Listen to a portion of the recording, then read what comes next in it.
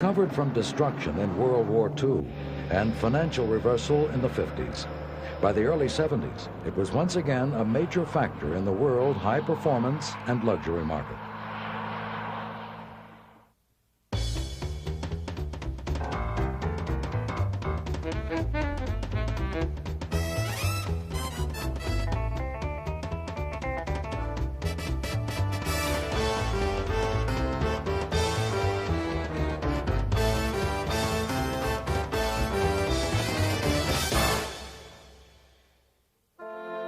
The name BMW Bavarian Motor Works was first registered in March 1916 by a company that manufactured aircraft engines. It would continue to manufacture them into the 1930s and make a major contribution to Adolf Hitler's development of superior military technology.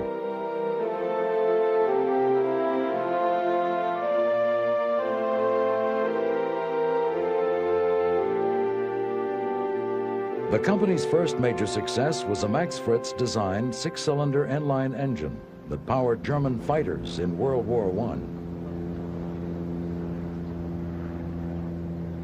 German aces Ernst Udet and Manfred von Richthofen, the Red Baron, owed much of their success to BMW engines.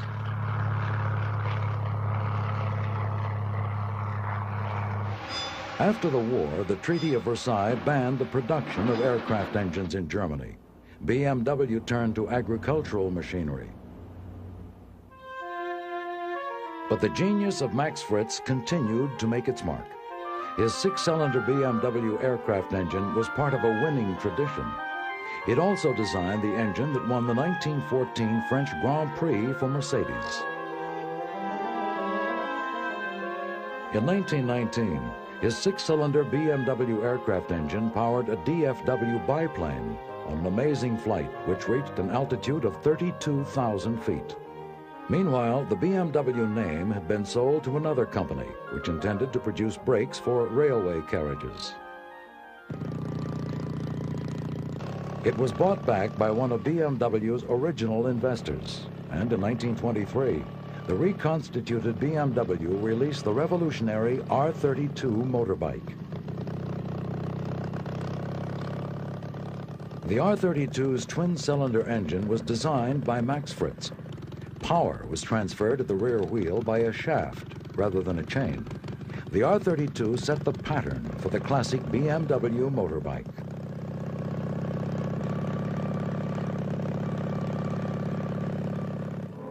In 1924, BMW entered the R32 in competition. Success was immediate.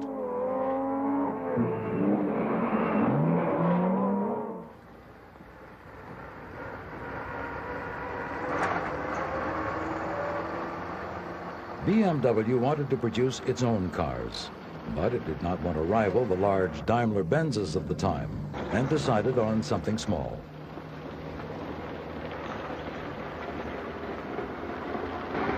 The Eisenach-Dixie Company was producing a German version of the popular British Austin 7 under license. BMW decided to take over the Eisenach-Dixie Company. It raised the money, and in late 1928, the little 315 Dixie with its tiny 750cc engine and 47 miles an hour top speed became BMW's first car.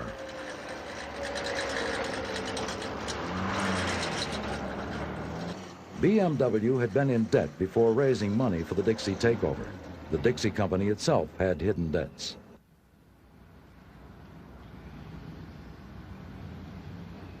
But sales of the tiny Dixie were good. In Britain, the low price of the Austin 7 had brought car ownership within reach of a new part of the market. In Germany, the Dixie did the same thing. And it was just the car for the Depression. It sold in thousands.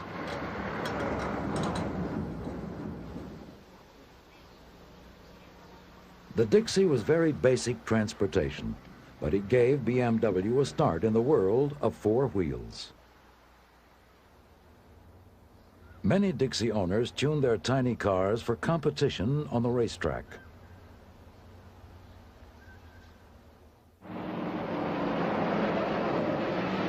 Competition successes in the humble Dixie foreshadowed BMW's distinguished record in motorsport.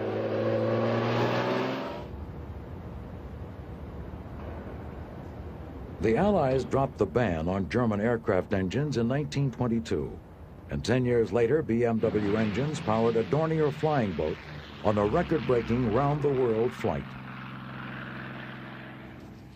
BMW had moved into car manufacture and was once again building aircraft engines, but it had not forgotten motorbikes.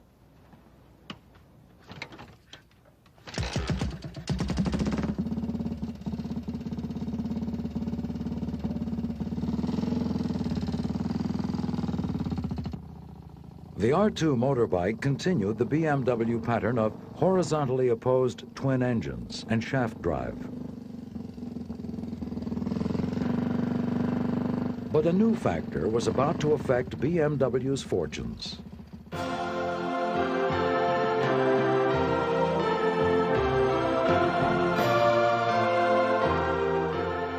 By the time Hitler came to power in 1933, BMW had withdrawn from the agreement with the British Austin Company to produce the German version of the Austin 7. It had attempted, without great success, to produce a small car of its own design. But it had also developed a six-cylinder engine, and in the first year of the Nazi regime, introduced its 303 sedan. Hitler was more interested in aircraft than cars, and BMW's successful aircraft engines attracted his support.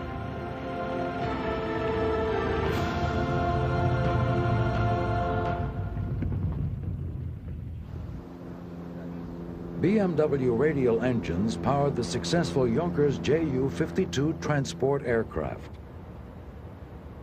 BMW cars were manufactured at Eisenach. Aircraft engines were built at Munich. The staff of the Munich factory increased from 2,800 in 1932 to 12,500 in 1934. Cars were not as politically important as aircraft engines, but development of BMW automobile technology was rapid. BMW's first sports car, the 315-1, had the six-cylinder of the sedans, fitted with 3 Solex carburetors.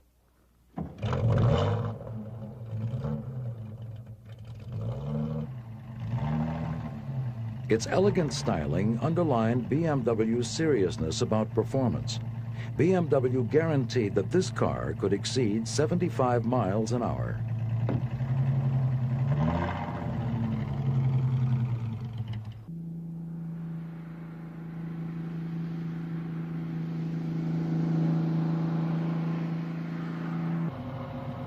The 315 two-seater was built in 1935 and 1936. Only 242 were produced, but they set the pattern for the great BMW cars that were to follow.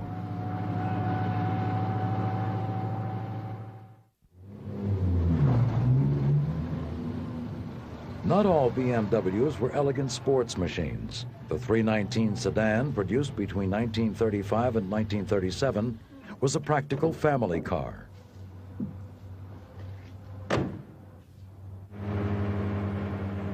But BMW was moving toward the top end of the market.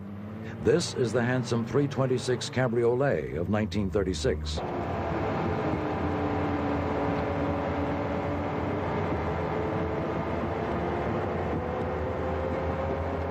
The classic body styling of the 326 made it the major attraction of the 1936 Berlin Motor Show.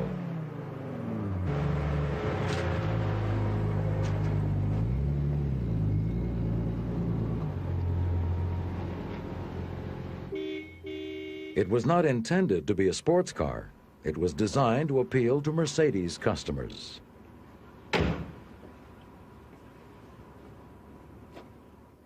It was the most successful BMW of the 30s, and a total of almost 16,000 were sold between 1936 and 1941. The 326 offered its buyers hydraulic brakes, torsion bar rear suspension, newly designed independent front suspension, and a strong box frame, which replaced the previous BMW sedan chassis. It was available in open and closed versions and had an excellent top speed of around 70 miles an hour.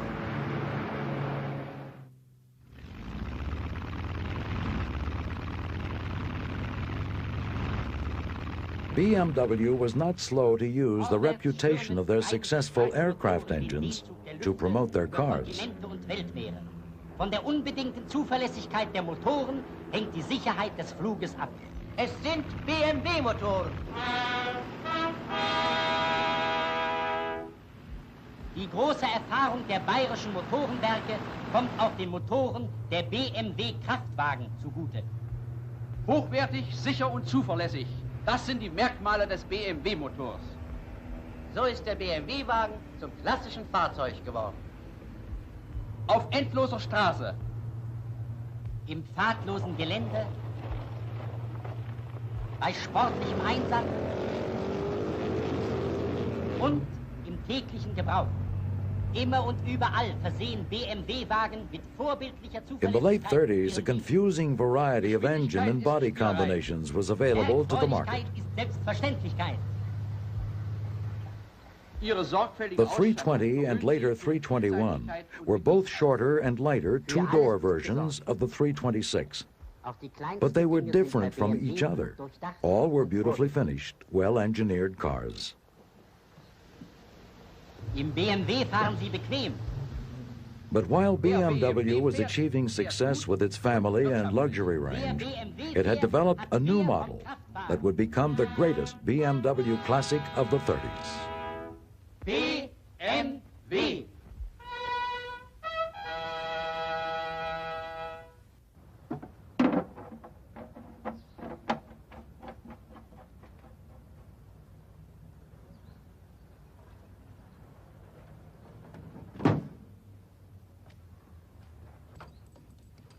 When the 328 was released in 1936, its impact on the sporting car public was immense.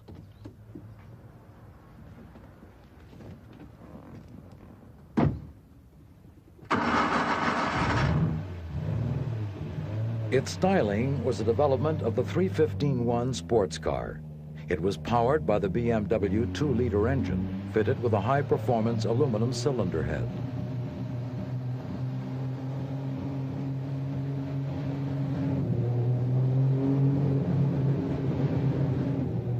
You could buy the 328 with a choice of gearboxes for the road or for competition, and there was also a choice of knockoff or bolted wheels.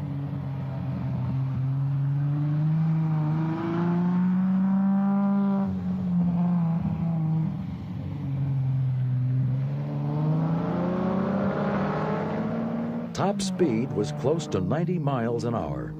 The light tubular chassis allowed suspension to be relatively soft, and yet still give excellent handling. For the remainder of the 30s, the BMW 328 was a benchmark in sports car design. In post-war years, it became a classic, sought after by collectors and classic car racers. For many BMW enthusiasts, it remains the high point of the company's history.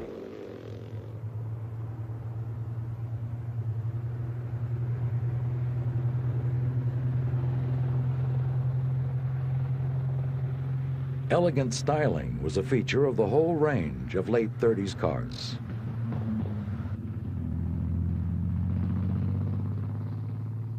The 327 was among the best-looking of all the BMWs. It was a two-door sports version of the earlier 326.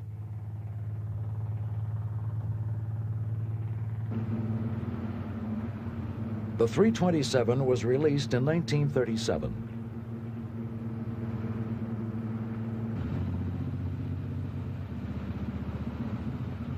This is actually a 327-28, a high-performance version with a 2-liter engine of the 328 sports car.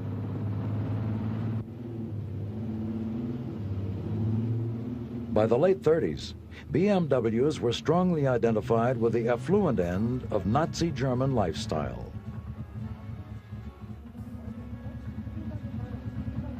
As well as engine options, the 327 offered the possibility of specialist coach work. If you wanted it, you could order one of many coach-built bodies in coupe or cabriolet style.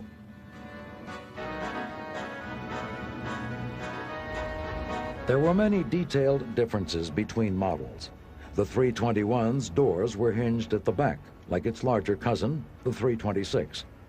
The 327, on the other hand, had doors hinged at the front. Almost every taste could be satisfied by the BMW range, as long as you had the money.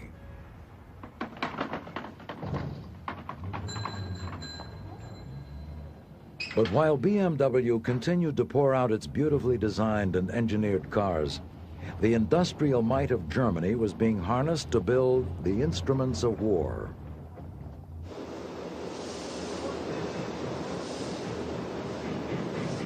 Companies like BMW were an essential component of Germany's plan to arm itself better than any potential enemy. By 1939, BMW was working on a wide variety of high-tech military projects, including the development of jet and rocket engines for aircraft. But steel from the German furnaces was still available for car manufacture, and BMW had one last pre-war design to come, the last of its classic line of 30s cars. The 335 was released in 1938. It had a 3.5-liter engine and was a luxurious successor to the 326.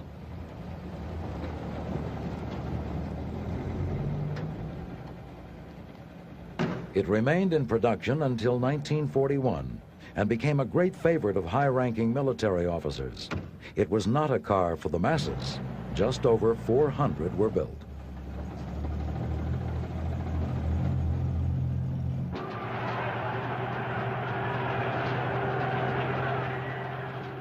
The declaration of war in 1939 was the beginning of the end for BMW, as it had developed over its first decade as a car manufacturer. BMW cars continued to be built, but the design and development resources of the company were diverted to the war effort. The level of manpower controlled by BMW expanded enormously. Much of this increase came from prison and concentration camps.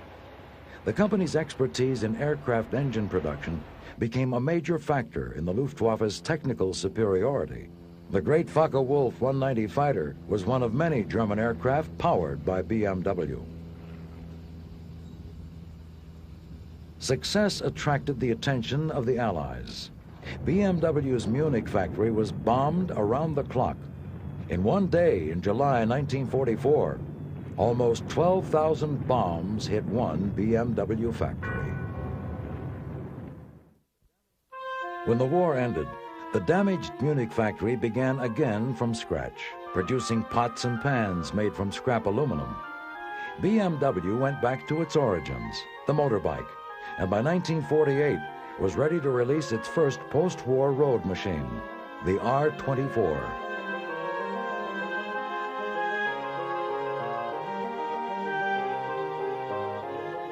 The original BMW car factory at Eisenach was now out of reach in Soviet East Germany, and it would be 10 years from the end of the war until BMW was allowed to rebuild their aircraft engine plant.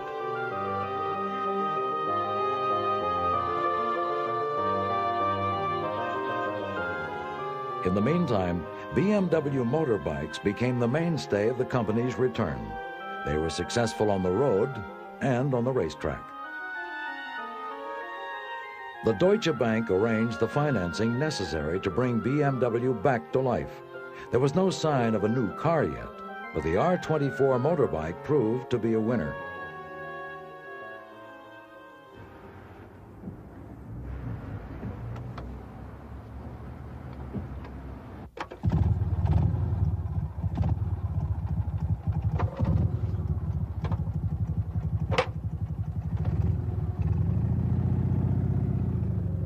The R-24 was followed by the R-51. Like the R-24, it was a direct descendant of the original BMW motorbike. They shared the basic BMW characteristics, a twin-cylinder horizontally opposed engine and shaft drive.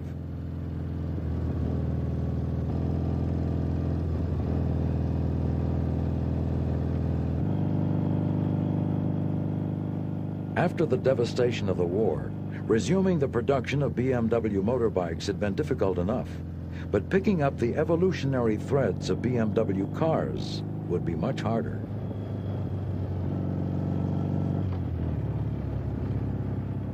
A decade and a way of life had passed since the BMW 328 dominated the sports car world, but its technology was still usable, and several German enthusiasts set about building their own cars using the 328 as a basis.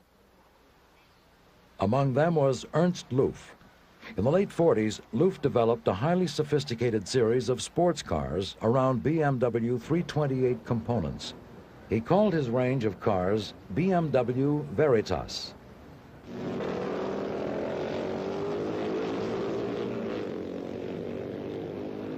The Veritas cars were built for both the racetrack and the road.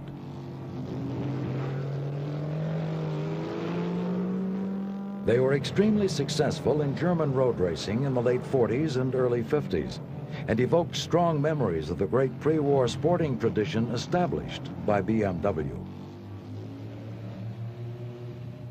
The surviving Veritas cars are now great collectibles. Ernst Loof, their designer, returned to work for BMW in the 50s to help re-establish the car-making side of the company.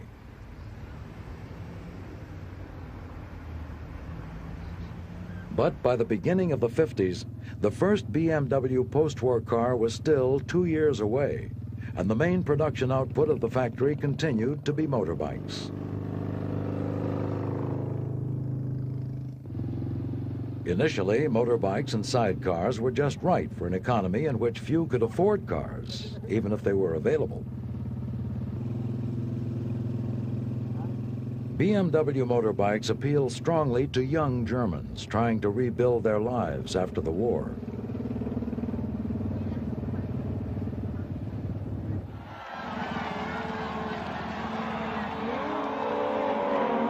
Motorbike and sidecar combinations also had the advantage of providing spectacular racing for a public hungry for distraction and amusement.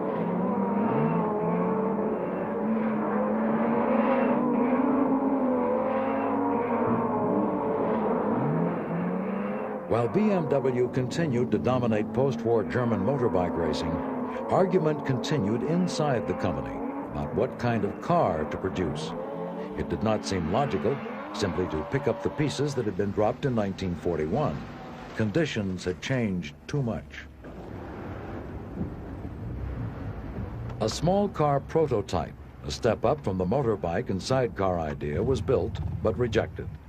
Directors favored a car that would measure up to BMW's pre-war luxury reputation. It was a strange commercial decision, given the economic reality of the time. The market for such a car had virtually disappeared. The BMW factory in Munich was still largely a motorbike production facility. When a prototype for the new luxury car was shown in April 1951, there was really no means of mass producing it. BMW made a momentous decision.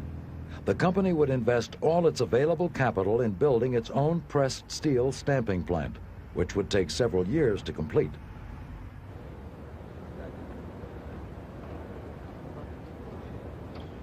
A new facility was developed incorporating modern post-war work practices and technology.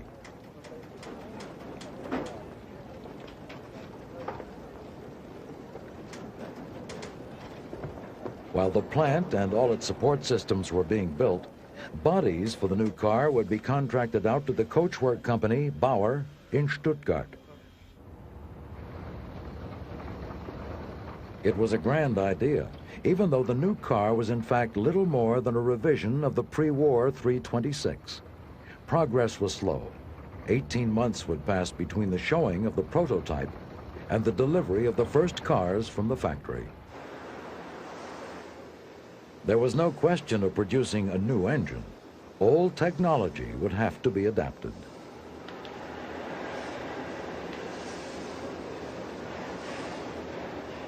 The new luxury car would be heavy, almost 3,000 pounds, but BMW had to use the pre-war 2-liter 6-cylinder engine to power it. The factory was equipped to produce motorbike engines. Tooling up to produce an old car engine would be a major expense. For now, a new engine was impossible. With only 65 horsepower available for such a heavy body, no one expected performance to be outstanding. But BMW saw the old engine as only a short-term solution. Engineers were designing a 3.2-liter V8 with a power output double that of the old 6. The major investment in new plant, equipment, and personnel was a risky move. If the decision to build a luxury car was wrong, the company faced the possibility of financial ruin. The post-war German economic miracle was beginning, but for BMW workers, there was a chance it could be over very quickly.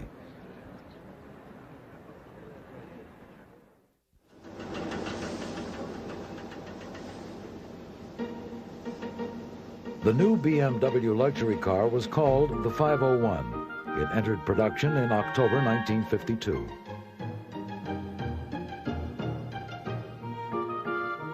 The body had generous flowing lines.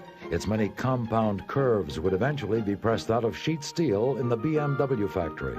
But for a while, all the bodies would come from the Bauer coachworks.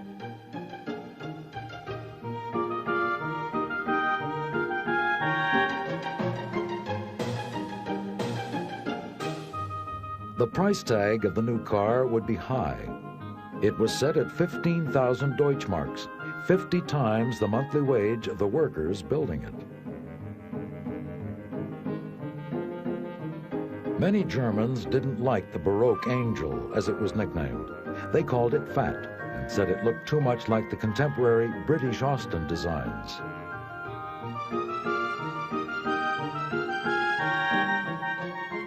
They were also critical of BMW for putting a weak, elderly engine into such a bulky car.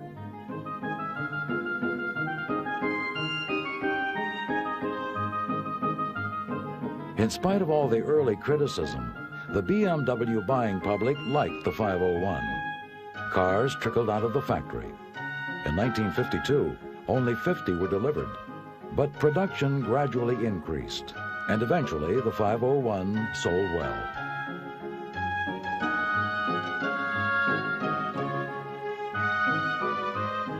The 501 was underpowered, but it wasn't slow. It had a top speed of 85 miles an hour. Acceleration was another matter. It took over half a minute to reach 60.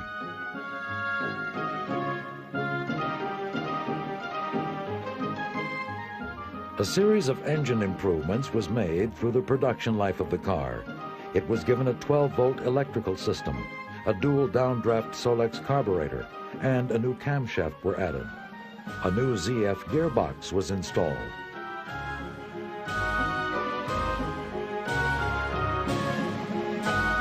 Top speed was increased, but reliability reduced. BMW's already stretched financial situation was stretched even further by the number of repairs it had to make to these cars under guarantee.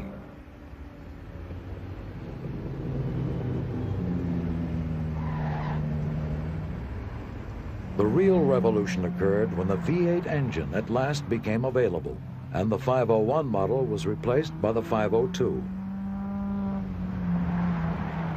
The long-awaited new engine was Germany's first high-volume alloy V8.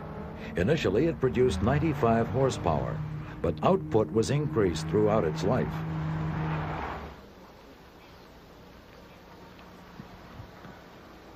This is a 1954 502.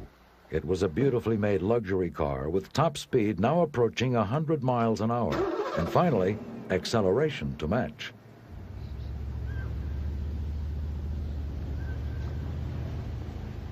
Sales began to increase, and in 1955, BMW launched two new cars that had the potential to elevate the company to its pre-war status.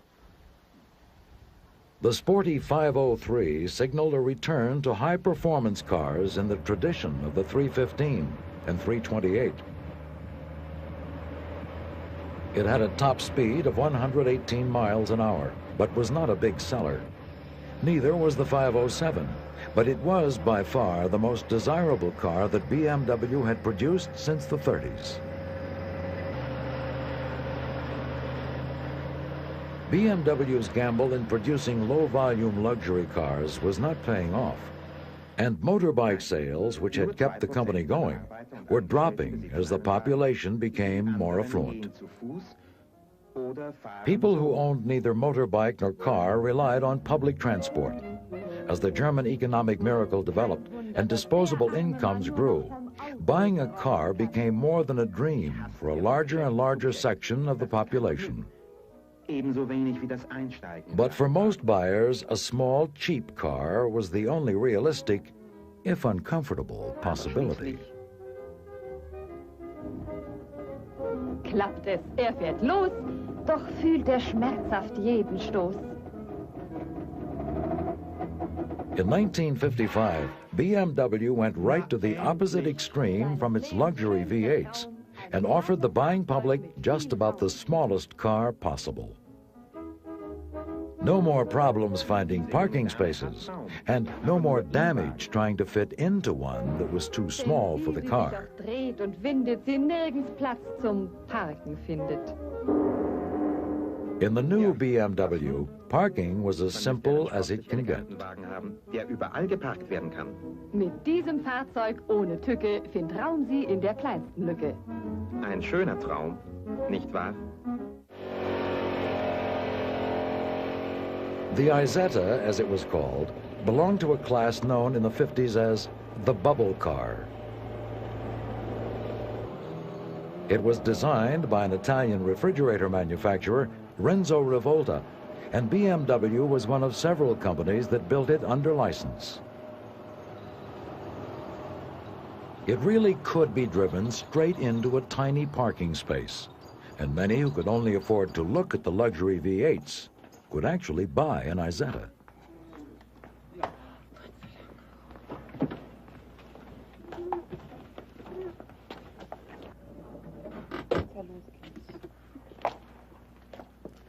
BMW sold 160,000 of them. Later models had a 600cc BMW motorbike engine.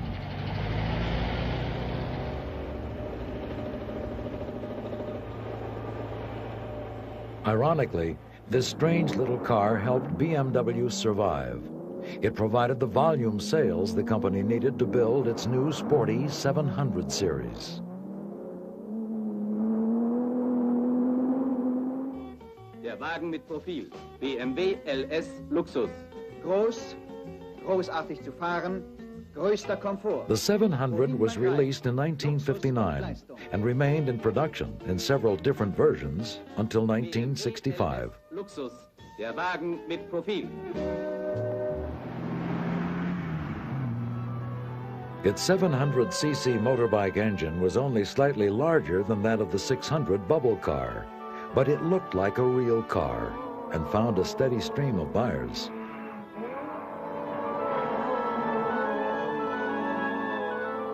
In standard form, the 700's engine produced 30 horsepower. Sports versions were tuned to give 10 more, and in a small light body, performance was surprisingly good. A few mid-engined competition roadsters were even included among the various forms of the 700, and they competed with success in a class of racing where the competition could be, to say the least, intense.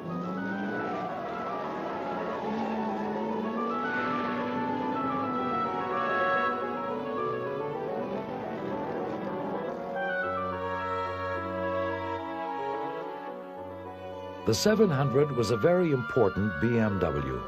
Although it didn't make a fortune for the company, it paid its way. BMW researchers identified the need for a slightly larger car to fill the gap between the 700 and the luxury tours. But the company's planners argued about just what kind of car they should build. In the meantime, the company nearly went broke.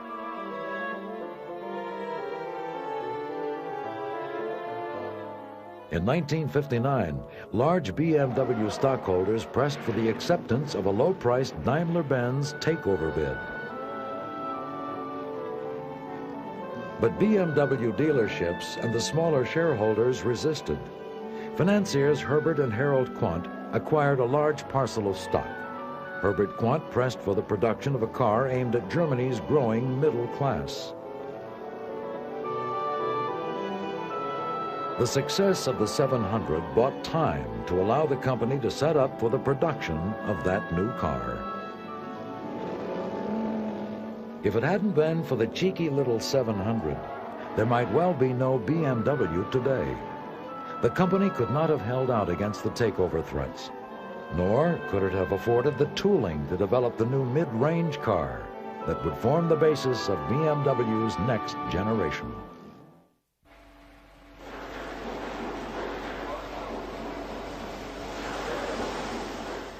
It was essential to BMW that the new car, the 1500, be ready for release at the Frankfurt Motor Show in the autumn of 1961.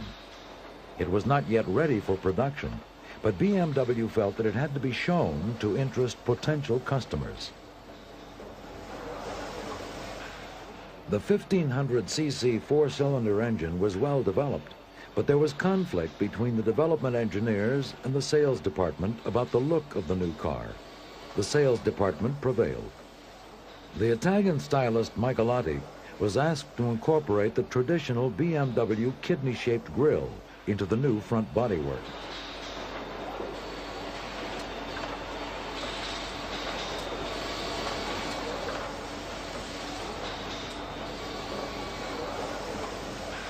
The chassis, bodywork, and running gear were developed in haste, but the 1500 made the deadline. It was a great success at the show. Thousands were ordered, but there were problems in getting it into immediate mass production. A preliminary series was produced in February 1962, but full production didn't begin until October.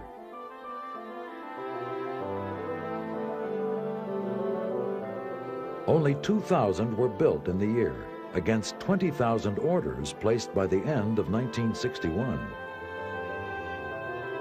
The 1500 was a new beginning for BMW. It was known within the company as the New Series, or New Range. It offered very sporty road performance and was a natural for competition.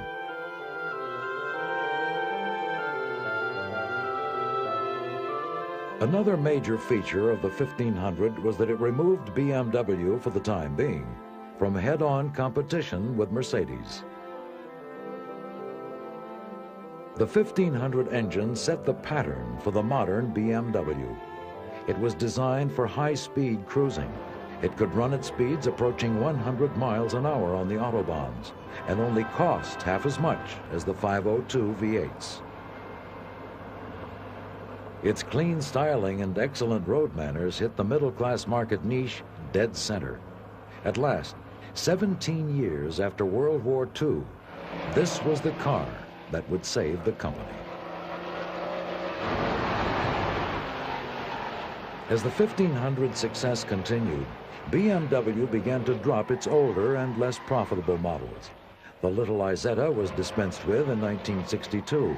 The 501 and 502 V8s went out of production in 1963.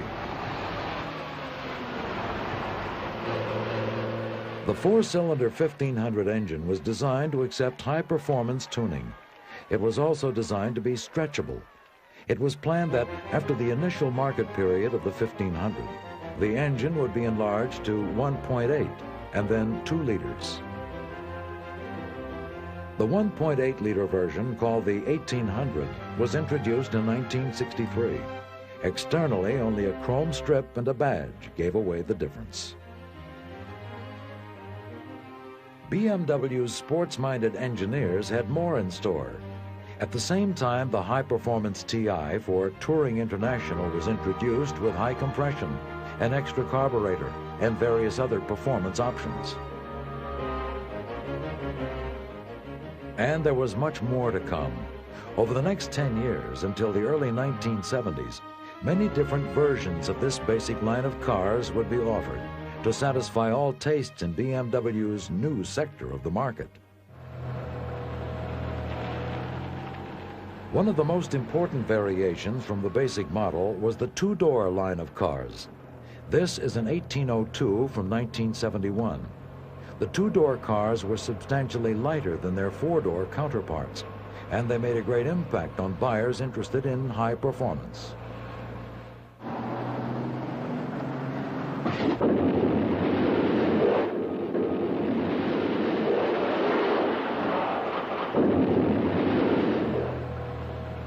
Development continued.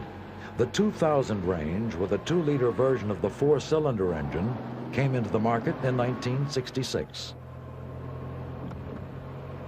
The new BMWs changed the traditional notion of a sports car. They were engineered to outperform most of the 2-seater roadsters of the 60s, and yet they looked like normal sedans. Eventually, the 2000 became available in a fuel-injected version, the TII, released in 1969. It had a top speed of 115 miles an hour. The two-door 2002 came out in 1968. Road testers raved about it, and it quickly became a cult item. The great American dealer in European cars, Max Hoffman, championed BMW for a long time, and the two-door cars vindicated his faith in BMW's American potential. But the American versions of the 2002 lacked the punch of their less regulated European counterparts.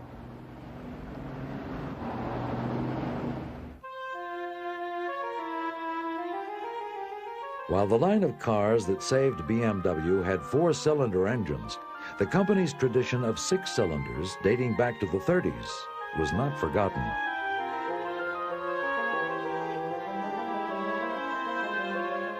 Motorcycle production continued, but cars were now dominant, and among the new products of BMW's rapidly developing technology was a new line of 6-cylinder cars, the BMW 2500s.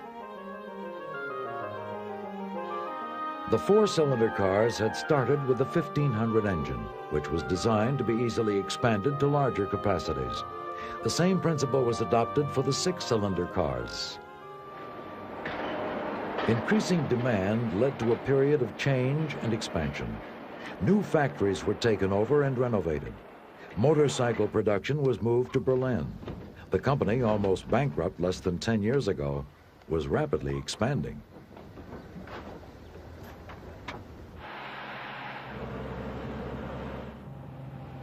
The 6-cylinder cars were offered in 4-door sedan and 2-door coupe form. The 2.8 and 3-liter coupes are among BMW's most handsome cars of the 70s. The 6-cylinder sedans and coupes expanded the market reach of BMW. Their introduction meant that once again, BMW was competing with its old rival, Mercedes. As the wealth of the German middle class increased, BMW pitched its cars to a widening economic spectrum. By the time the 3-liter CSI was introduced in 1971, the company was once again setting out to appeal to the top end of the market.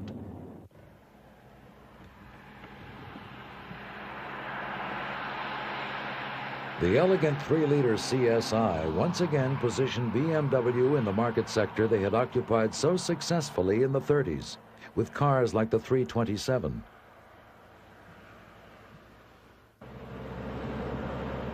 The CSI had a 6-cylinder engine. It had high performance and a price tag to match. BMW had come full circle since World War II. The company had risen from the ashes of the war and endured a period of uncertainty and adversity. With success had come an opportunity to return to the old principles of excellence and high performance.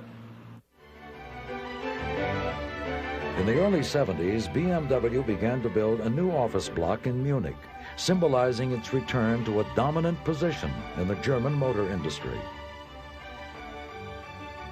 The building was designed to utilize high-technology construction methods. It was built in the shape of 4 cylinders. In 1972, with BMW developing its 3rd generation of post-war cars, the building was completed.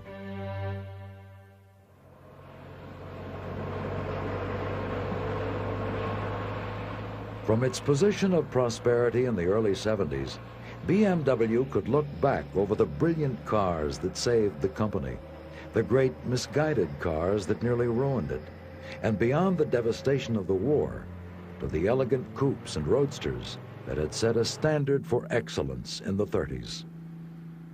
From the 315, BMW's first sports car, and the little Austin 7-based Dixie that began it all, BMW had come a long way.